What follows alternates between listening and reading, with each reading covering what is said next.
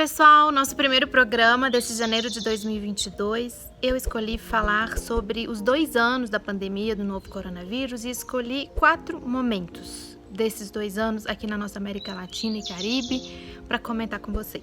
Eu sou Ana Prestes, essa aqui é a coluna Miramundo da TV Grabois.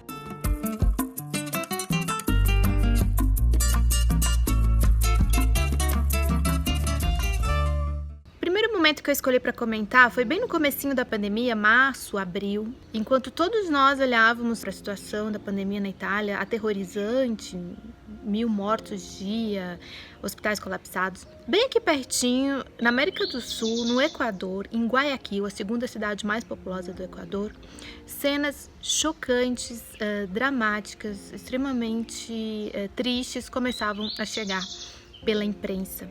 Guayaquil teve, nesse período, cerca de 15.000 mortos, só nesse comecinho da pandemia.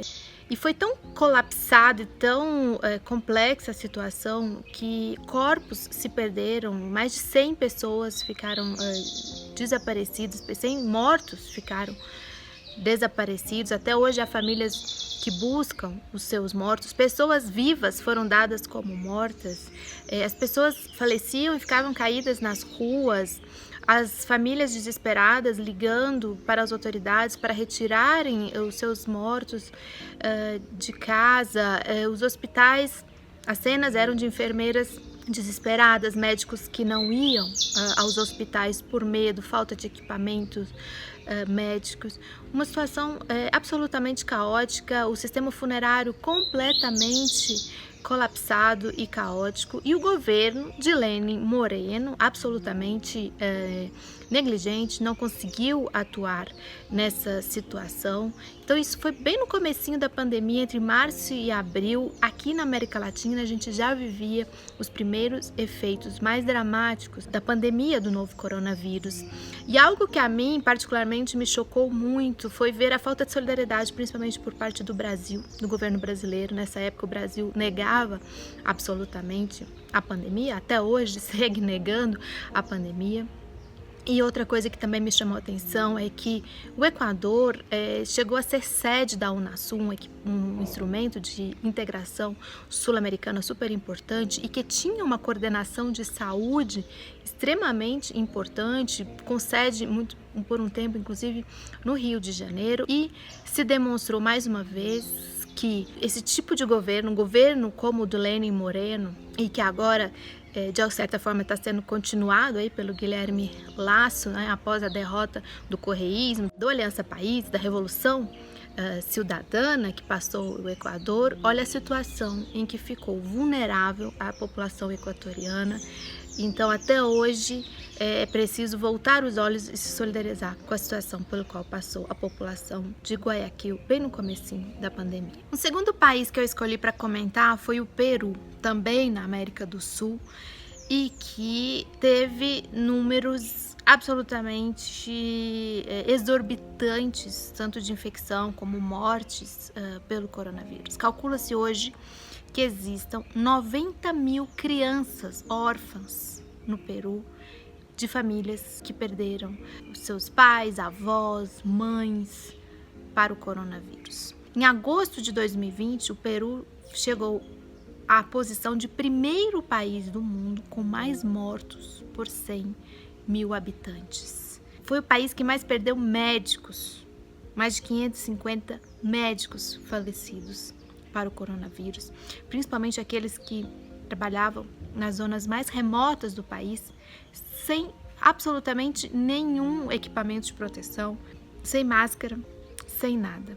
E, coincidentemente ou não, foi um país que também estava atravessando justamente nesse período uma profunda crise política, primeiro com a saída da presidência do Pedro Paulo Kuczynski e assume o Vizcarra. Nesse período, de 2020, o Vizcarra sofre um juízo político, um impeachment, ou vacância, como eles chamam, e foi retirado da presidente, assumiu o presidente Merino, que era o presidente da Assembleia. Também foi demonstrado que houve fraude no processo de juízo político do Vizcarra, assume o Sagasti. Depois vem eleições muito atribuladas, que nós temos vídeos aqui específicos sobre as eleições no Peru.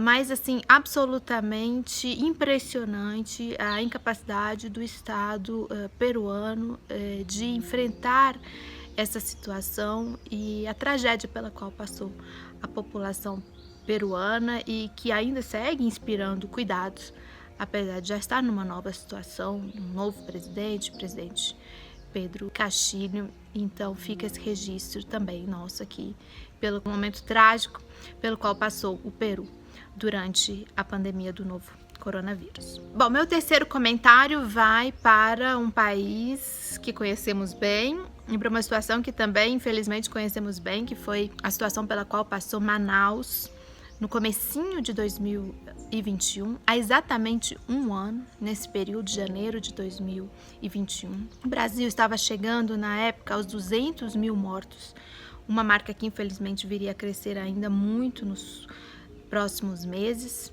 chegando a ultrapassar 600 mil mortos. E o que se viu em Manaus e no estado do Amazonas, de uma forma também geral, foi inacreditável. Desabastecimento de oxigênio após um ano em que o mundo inteiro estava concentrado na batalha contra o coronavírus. Nos primeiros dias de janeiro, morreram no estado do Amazonas mais de 1.600 pessoas, mais do que em todo o período que foi de abril de 2020 até dezembro de 2020. As cenas que nós vimos de pessoas em busca de cilindros de oxigênio, eu acho que nunca vão sair das nossas cabeças, né? Enquanto o governo providenciava kit cloroquina, enviava cloroquina, como foi demonstrado pela CPI da Covid. Foi preciso que a Venezuela se solidarizasse e ajudasse o Brasil, enviando mais de 130 mil litros de oxigênio, mais de 100 profissionais da área da saúde. E a agonia daquelas famílias que tiveram que lidar com os seus adoecidos naquela situação, a agonia dos médicos que tinham que escolher para quem prover oxigênio, ter que escolher sobre quem salvar. É uma demonstração completa de negligência, de falta de atenção à saúde, de falta de providência, de falta de provimento de um item tão básico quanto o oxigênio hospitalar. E não estávamos no começo da pandemia, já havia passado quase um ano da pandemia, então não havia nenhuma justificativa por parte do governo de desconhecer aquela situação. Meu quarto e último comentário vai para a situação da Bolívia, que, assim como com relação ao Peru, na Bolívia, a pandemia do novo coronavírus coincidiu com uma profunda crise política, a maior em 2 décadas, e nem deve merecer o nome crise política, foi realmente um golpe de Estado dado sobre o governo de Evo Morales no finalzinho de 2019, novembro de 2019. Então, quando chega a pandemia, há um governo de fato, um governo golpista, através da liderança da Jeanine Áñez e seus comparsas. Ou seja, o país está completamente desestruturado, as atenções estão voltadas por parte do governo golpista em perseguir politicamente o governo de Evo Morales e as lideranças políticas e sociais que sustentavam, era a base desse governo, especialmente do MAS, partido de Evo. E o caos em 2020 foi completo, chegando a termos cenas muito semelhantes às de Guayaquil. Só em julho, mais de 400 pessoas tiveram que ser recolhidas em suas casas, pessoas mortas pelo coronavírus, sem terem conseguido chegar a um hospital ou terem chegado a um hospital e os hospitais estavam colapsados, não havia respiradores, não havia equipamentos suficientes de segurança. E o mais dramático é que a base social golpeada, digamos assim, que elegeu sucessivamente Evo Morales, naquele outubro de 2019 também tinha elegido, estava se voltando contra o golpe. Então ela se mobilizava, as pessoas saíam às ruas, havia bloqueios de vias. E no meio de toda essa situação, não passavam as ambulâncias ou não passavam os equipamentos necessários por parte de uma deficiência do próprio governo também, que se concentrou em reprimir essas manifestações, se concentrou em usar a pandemia como forma também de controle da população, estabelecendo praticamente um estado de sítio no país.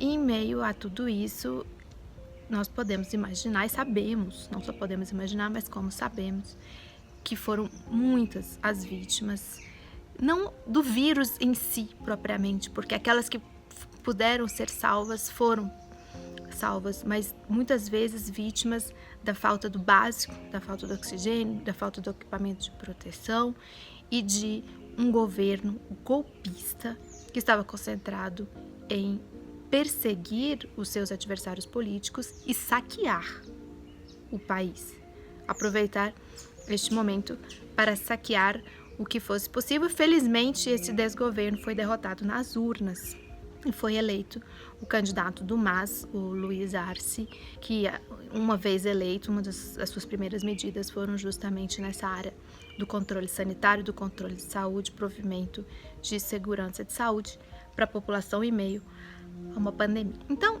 os 4 casos que eu escolhi, nós percebemos que a população desses países foi ainda mais vitimada pelo coronavírus, porque esses países se encontravam em processos de golpe, instabilidade política ou desgoverno, sem exceção, causados por setores da ultradireita, conservadores, proto-fascistas em cada um desses países. Na Bolívia, felizmente a população deu a resposta nas urnas, elegendo Arce. No Peru, felizmente a população deu a resposta nas urnas, elegendo Castilho. No Equador, houve eleição, mas o candidato do correísmo, Arauz, foi derrotado e hoje segue uma situação bastante complexa no país, com a presidência do Guilherme Lasso. E aqui no Brasil, estamos em 2022 e torcemos para que a população brasileira também dê a resposta nas urnas, derrotando esse desgoverno que vitimou tantas pessoas, um governo genocida, o pior governo que o Brasil poderia ter em uma época de pandemia. Bom, 2022 para todos nós, que a gente possa derrotar, né? Não só a pandemia, mas o governo que está aí.